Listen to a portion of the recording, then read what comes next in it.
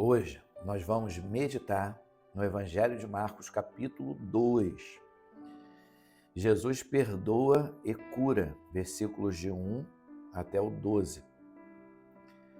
E alguns dias depois entrou outra vez em Cafarnaum e soube-se que estava em casa. E logo se ajuntaram tantos que nem ainda nos lugares junto à porta cabiam, e anunciava-lhes a palavra. E vieram ter com ele conduzindo um paralítico trazido por 4. E não podendo aproximar-se dele por causa da multidão, descobriram o telhado onde estava e, fazendo um buraco, baixaram o leito em que o jazia o paralítico. E Jesus, vendo a fé deles, disse ao paralítico: Filho, perdoados estão os teus pecados. Olha que interessante. 4 homens carregando ali um paralítico. A multidão, eram tantas pessoas que a única forma de chegar até Jesus era por cima, pela parte superior da casa. Abriram um buraco no telhado e conseguiram descer com o paralítico. Eles fizeram isso mediante a fé.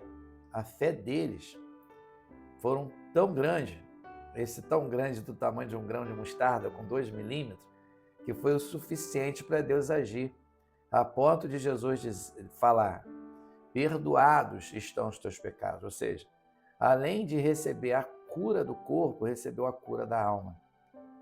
O corpo, embora seja o templo do Espírito Santo, a alma, ela precisa ter uma eternidade de paz, de gozo e de alegria. E estavam ali assentados alguns dos escribas que arrazoavam em seus corações, dizendo: por que diz este assim blasfêmias? Quem pode perdoar pecados senão Deus? E Jesus, conhecendo logo em seu espírito que assim arrazoavam entre si, lhes disse: por que arrazoais sobre estas coisas em vossos corações? Qual é mais fácil, dizer ao paralítico: estão perdoados os teus pecados, ou dizer-lhe: levanta-te e toma o teu leito e anda? Jesus, ele sempre tem uma palavra de lição, de ensinamento, porque sempre vai existir pessoas tentando prejudicar a sua missão, o seu projeto, o teu sonho. Jesus estava diante da missão dele e ele não poderia abrir mão daquilo que ele estava estabelecido fazer. Ora, para que saibais que o Filho do Homem tem na terra poder para perdoar pecados, disse ao paralítico: aí te digo, levanta-te, toma o teu leito e vai para a tua casa. E levantando-se e tomando logo o leito, saiu em presença de todos, de sorte que todos se admiraram e glorificaram a Deus, dizendo: nunca tal vimos. Olha que situação. O milagre, ele foi tão grande, foi tão especial, que ainda não tinham visto, as pessoas não tinham presenciado esse tipo de ação, a ponto de a pessoa ir por cima da casa, descer e chegar até Jesus. Não olharam, esses homens não olharam para a dificuldade, eles foram até o fim. A minha palavra para você: não fique olhando para as dificuldades. A vitória está depois das dificuldades. Jesus convoca Mateus, versículos 13 e 14. Retornou a sair para o mar, e toda a multidão ia ter com ele, e ele os ensinava. E passando viu Levi, filho de Alfeu, sentado na recebedoria, e disse-lhe: segue-me. E levantando-se, o seguiu. Então Mateus, aqui filho de Alfeu, também conhecido como Levi, que era cobrador de impostos, o que ele fez? Ele largou tudo e imediatamente foi seguir Jesus. Porque quem tem Jesus tem vida, quem tem Jesus tem tudo. Jesus à mesa com pecadores. Vamos entender esse trechozinho aqui. Jesus à mesa com pecadores. 15 a 17. E aconteceu que, estando sentado à mesa em casa deste, também estavam sentados à mesa com Jesus e seus discípulos, muitos publicanos e pecadores, porque eram muitos e o tinham seguido. E os escribas e fariseus, vendo-o comer com os publicanos e pecadores, disseram aos seus discípulos: por que come e bebe ele com os publicanos e pecadores? Olha o que os fariseus estavam perguntando para os discípulos. Agora vamos ver a resposta. E Jesus, tendo ouvido isto, disse-lhes: os sãos não necessitam de médicos, mas sim os que estão doentes.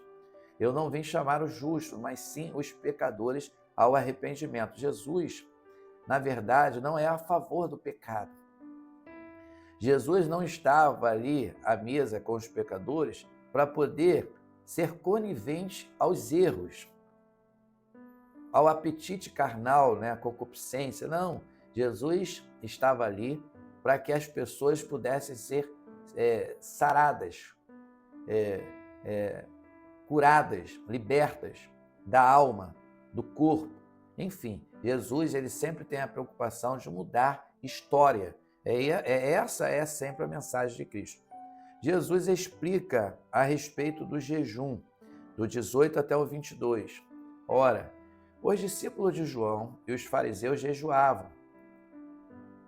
E foram e disseram-lhe: por que jejuam os discípulos de João e os dos fariseus e não jejuam os teus discípulos? E Jesus disse-lhes: podem porventura os filhos das bodas jejuar enquanto está com eles o esposo? Enquanto tem consigo o esposo, não podem jejuar. Mas dias virão em que lhes será tirado o esposo, e então jejuarão naqueles dias. Jesus estava ensinando para os discípulos que enquanto Jesus estivesse com eles, não seria necessário jejuar. Não tinha necessidade de fazer jejum. Jesus estava ali. Jesus é o próprio Deus. Naquele momento, Jesus estava ali encarnado, né? Jesus estava na terra com os seus discípulos, e a gente vê o que os fariseus, que tinham a prática de jejuar, porque eram somente religiosos, mas não tinha nada de Deus. E os discípulos de João, porque João, apelidado de Batista, ele ensinou a respeito do jejum, porque jejum com propósito, ele vai além da abstinência de alimento. É um propósito específico para a mortificação da carne, para a inclinação do espírito, porque a inclinação do espírito dá vida, a inclinação da carne dá morte. Ninguém deita remendo de pano novo em roupa velha, de outra sorte, o mesmo remendo novo rompe o velho, a rotura fica maior. E ninguém deita vinho novo em odres velhos, de outra sorte, o vinho novo rompe os odres e entorna-se o vinho, e os odres estragam-se. O vinho novo deve ser deitado em odres novos. Jesus ele estava ensinando que não dá para colocar vinho novo em recipiente velho, vinho novo em recipiente novo. Não dá para fazer as coisas de maneira errada. Não dá para colocar remendo de pano novo em roupa velha, remendo de pano novo em roupa nova. Esse é o caminho. Do versículo 23 até o último versículo do capítulo 2 do Evangelho de Marcos, Jesus é Senhor do sábado. E aconteceu que, passando ele num sábado pelas searas, os seus discípulos, caminhando, começaram a colher espigas. E os fariseus lhe disseram: vês, por que... os discípulos disseram: vês, por que fazem no sábado o que não é lícito? Mas ele disse-lhes: nunca lestes o que fez Davi quando estava em necessidade e teve fome, ele e os que com ele estavam? Como entrou na casa de Deus no tempo de Abiatar, sumo sacerdote, comeu os pães da proposição, dos quais não era lícito comer, senão os sacerdotes, dando também aos que com ele estavam? E disse-lhes: o sábado foi feito por causa do homem, não o homem por causa do sábado. Olha que interessante esse ensinamento de Jesus. O sábado não deve ser o senhor do homem, e sim o homem o senhor do sábado. Não é o homem que tem que servir o sábado, e sim o sábado servir o homem. É muito interessante, porque tem muita gente, a gente respeita, né, a escolha das pessoas, servindo o sábado, mas é o homem que tem poder sobre o sábado, porque Jesus nos dá esse ensinamento. Assim, um filho do homem até do sábado é senhor. Então, você homem, você mulher, nós temos autoridade sobre cada dia da semana, sobre cada dia do mês. Esse foi o nosso momento com a palavra. Que Deus te abençoe rica e abundantemente.